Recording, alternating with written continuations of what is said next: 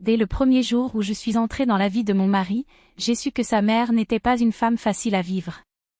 Mais même après 5 ans de mariage, j'étais toujours surpris par ses exigences absurdes et sa façon de traiter le monde comme si tout et chacun devait tourner selon ses caprices. Lorsqu'elle m'a appelé pour m'annoncer son 50e anniversaire sur un ton solennel comme s'il s'agissait d'un événement d'État et non d'une simple fête de famille, j'ai déjà senti que ce ne serait pas une conversation ordinaire.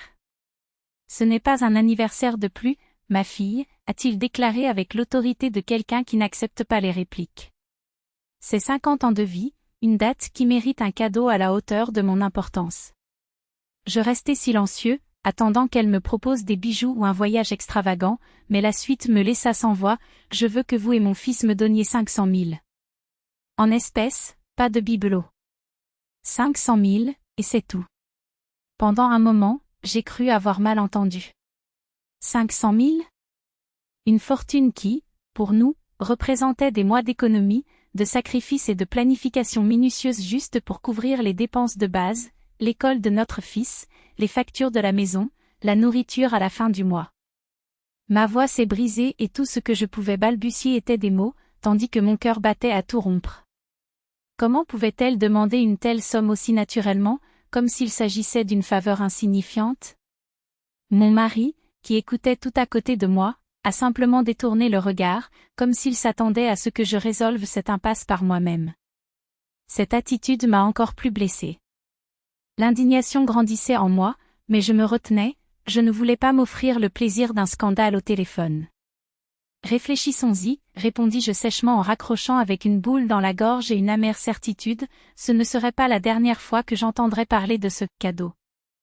Les jours s'éternisaient et l'anniversaire approchait comme une ombre menaçante. Chaque réunion, chaque appel se transformait en un cruel rappel de cette dette inventée. « N'oubliez pas ce sur quoi nous sommes convenus », répéta-t-elle avec une froideur calculée. Je compte sur ces 500 000, et je ne veux pas m'embarrasser devant mes invités. Ces paroles résonnaient dans mon esprit, m'empêchant de dormir, empoisonnant mes pensées.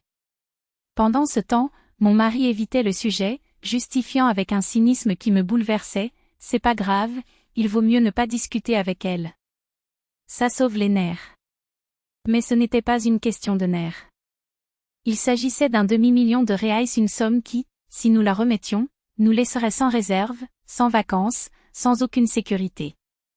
J'ai retourné notre budget dans ma tête, j'ai compté chaque centime, et la réalité était cruelle, cet argent n'existait tout simplement pas. Et pourtant, pour elle, nos efforts, nos privations n'avaient pas le moindre poids. C'était comme si notre sueur n'existait que pour financer ses caprices. Le soir de l'anniversaire, le décor était ostensiblement luxueux, une salle décorée de fleurs et de ballons dorés, des tables remplies des plats les plus chers, du champagne coulant sans mesure et un orchestre jouant en live. Bien sûr, elle était au centre de tout cela, habillée de façon exclusive, recevant des compliments comme une reine sur son trône. J'ai souri, salué les invités, mais à l'intérieur je bouillonnais d'un mélange de colère et de frustration. Nous nous étions endettés pour payer cette fête, alors qu'elle n'avait même pas montré la moindre gratitude pour le sacrifice. Au moment des discours, mon mari est monté sur scène et a prononcé de belles paroles, mais j'ai remarqué le tremblement dans sa voix, une lueur fatiguée dans ses yeux. Il savait, comme moi, que ces demandes ne cesseraient jamais. Après les applaudissements, elle nous a appelés d'un geste théâtral. « Ah, mes enfants, ma plus grande joie », a-t-elle déclaré, comme si elle était une mère exemplaire. L'hypocrisie de cette scène m'a brûlé intérieurement.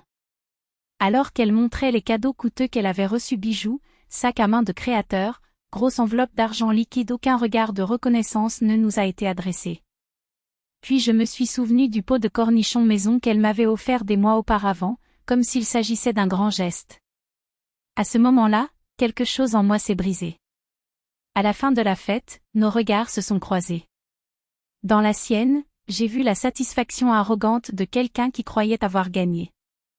Mais en moi, une certitude s'est solidifiée, ce serait la dernière fois que je lui permettrais de dicter les règles de nos vies, de nous traiter comme des distributeurs automatiques de ses désirs.